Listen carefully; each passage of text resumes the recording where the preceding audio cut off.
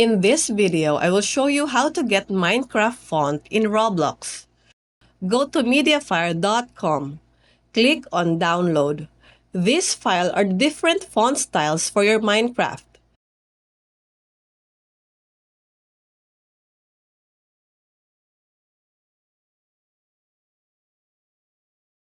Go to Command Prompt and type %, app data %.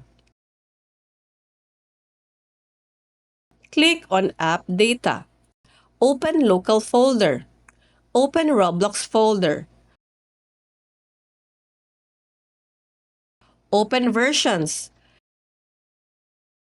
Click this. Click on Content. Open Fonts.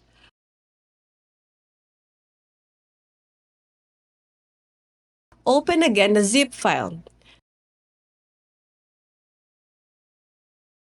Copy the font files from the zip file to this folder.